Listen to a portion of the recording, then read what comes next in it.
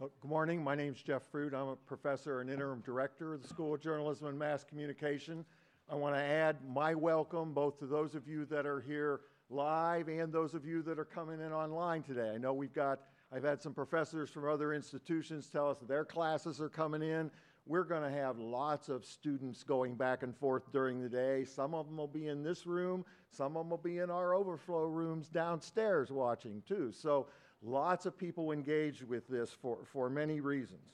So my talking points from Jan say, after my welcome, I'm supposed to talk about how important this workshop is to JMC. Well, it is. And I love this workshop because those of you in higher ed know the way we are engaging with students today is really different than how it was in the past, maybe when some of you in the room were here in school, where there was a lot of listen to the lecture, read the book, take the test.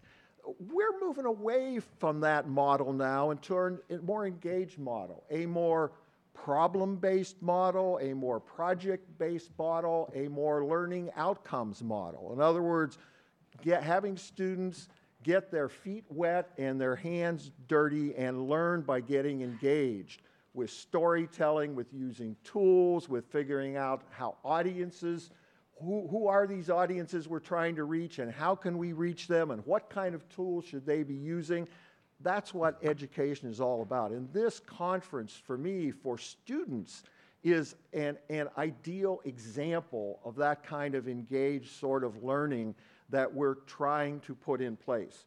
I think the other thing I really like about this is that it brings together a group of high-level, engaged, and top of their field journalists and media professionals and experts with high-level faculty who are at the best in their business and students who are engaged in this space and people who have an interest in the topic too and want to understand and get a broader context on that. And we have all those constituencies in the room today. And so one of the real values to me that Jan's conference does every year is brings these groups of people together to talk. And I can tell you we've had national headlines made out of this conference in the past. We've had game-changing things that have happened about this. And one of the key things that makes that work is our partnerships. Poynter, which is an elite institute for think tank and training of journalists around the country and actually around the world now, we have been engaged with them from year one in this, and they have been a wonderful, wonderful partner.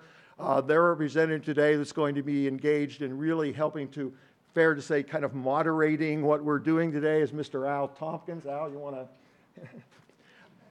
Al is one of those elite, not only professionals from his career, but elite in training across the country, professional journalists. So we are delighted to have him with us today and delighted with that continuing partnership with Poynter, which is really one of the key things that makes this go. Also, with us right from the beginning has been the Akron Beacon Journal. Bruce Wingus, editor-in-chief there. Bruce, delighted that you're hanging in. Bruce also personally has been an integral part of this and participant in panels and that kind of thing too, so we're very appreciative of their engagement once again this year. Akron PRSA, Public Relations Society America, has also been with us for many, many years. I think 10 out of those too. Mr. Ron Kirksey from that group who's also a great media professional, been at the Beacon, worked at the university, so he's been working with us too. But that's another wonderful partnership that engages us to those outside external constituencies. And this workshop also coincides with PRSA's Ethics Month too, so pretty timely from that perspective also. As you know, we couldn't do this without a whole array of people that Jan corners into rooms and asks to do a lot of things, from teleproductions people to public relations students to JMC grad students to faculty volunteers. You will see them all here engaged during the day. So this really is a school-wide endeavor for us. I want to encourage those of you that maybe haven't been here before, get out and walk around our facility today. We think we've got one of the best journalism, media-based facilities in the country. This is a program and a live show, not just a face-to-face conference. So if you get a chance, go down to the first floor and see what's going on in our television control room, which is switching this and doing a variety of things, keeping all the live streams going. Good to see how they put this together behind the scenes. So if you're interested in some of the tech side stuff, just take a look at what those guys are up to. I also want to acknowledge Portage County Health District educator Becky Lehman. Becky, one of the pieces we're doing this year that Jan is going to talk about in a little while is free Narcan training, which I think is going to be really unique and really valuable for a lot of students. We're going to talk a little bit more about that today, too. So I just want to echo the dean's comments about Jan. You know, I've worked with Jan from the beginning on this conference, and this is not a, oh, I'm going to pull everything together late in the summer and it'll come off. This is a year-round, 12-month effort. I can tell you she's already been in my office twice. Well, what are we going to do next year? I'm really worried about this. And so it starts, you know, her wheels are already turning on that. So we are deeply appreciative of what it takes to pull off a quality conference, and that she does it year after year, different topics, very innovative, and we've engaged hundreds and thousands of people from that array of constituencies I talked about. So have a great conference today, and I'm going to swing it back to Jan. Wow. Okay, real quick, and then we're going to get started. So here's some important details. In today's program, which you should have received outside, there's a whole lot of things about the agenda and some information you will need. First of all, there's bios of all the guest speakers, but you'll see that Kelly McBride's logo is there. She has been with us every year and had a family emergency and wasn't able to be here. So we are really appreciative that Al is going to take over all the duties today. And I've been in workshops with Al, and I know he's an incredible presenter and educator, so I know it's going to be great. But all their bios are there. So we're not going to spend a huge amount of time on introductions. You will also see green sheets. They look like this. They were outside at the registration table. These are evaluations. Please take a minute to do them, even if you're only sitting here for one session. Please do it and turn them in, because these really do help me figure out what the program should be like and what we should change. And we have made changes over the years. So please just fill this out for however long you're here. It will be very helpful, and it can be completely anonymous. You should have a name tag. If you're staying here for the whole day, the name tags look like this. Not a big deal. People aren't going to look for your name, but the name tag is your lunch ticket, okay? And if you're sitting here and you want to have lunch, or if you register for the whole day, you got to have a name tag to get the lunch, okay? So just make sure you have your name tag. And there is cake. I'm just saying. It was an interesting thing. I'm glad. Is Jeff still here? Yeah. Yeah. It's sort of illegal cake. It's a long story.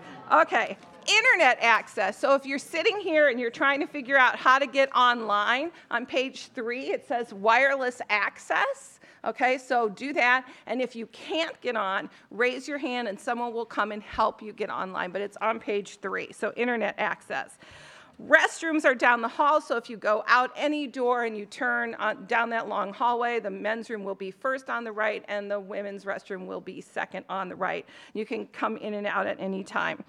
You heard about Narcan training, so it has nothing to do with media and nothing to do with ethics. Just wanted to put together a program that might be helpful.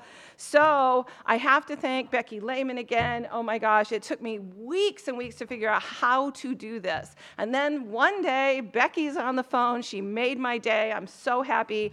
And Becky will be here next Wednesday, September 26th.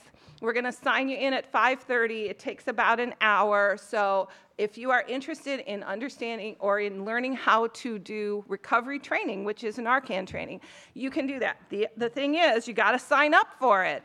So that information is in my welcome letter. You know, it says, here's what to do. So you can go online and register for it, okay? Or you can go outside and one of the grad students will help you register for it. So it's just free. It's free, come, show up. It's not just for students. Anybody can be there. So we'll have Narcan training. Today, we're going to, as we always do, we're going to have a live Twitter feed. I know some of you are tweeting already. I was going to say Twittering, but thank you to my class for telling me how that goes. The hashtag is KSUEthics18. But I think today we're going to use Twitter in a more interactive way. So if you have questions you want to ask people, if at the session you'd rather just Twitter in a question, right? Do that, all right? And then I know Al has some ideas about some interactive things we can do. So please get very, very active on the Twitter feed today, okay? Wave or signal to people if you want to stand up and ask a question. We know we always have Q&A after any of these things. And then we have wonderful colleagues of mine who are running mics today, and they will come to you and they will hand you a mic and you can ask questions. This entire program is on the record, live streamed. We're live streaming in 4 or 5 places today, and it's archived for later use. Please silence your cell phones. And we're going to get started, and I'm going to introduce Al Tompkins. It is a really great pleasure to do this, and it's one of the only long introductions you'll hear. Well, maybe it won't be so long, Al. I don't know. We'll see. Please, no. I see your face over there. So Al has had to take on all the moderating duties this year, and at the very last minute, so I'm very grateful for him doing that. I've been referring to him as Poynter's drug expert. I don't mean it the way it sounds, but by that I mean he's done a lot of research and a lot of education on drug abuse and addiction. For nearly 30 years, Al's been a photojournalist, a reporter, a producer, an anchor, an assistant news director.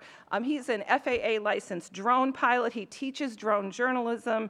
He's trained thousands and thousands of journalism newsrooms, television news producers, reporters, print people. I attend his workshop for educators, for college educators, nearly every year.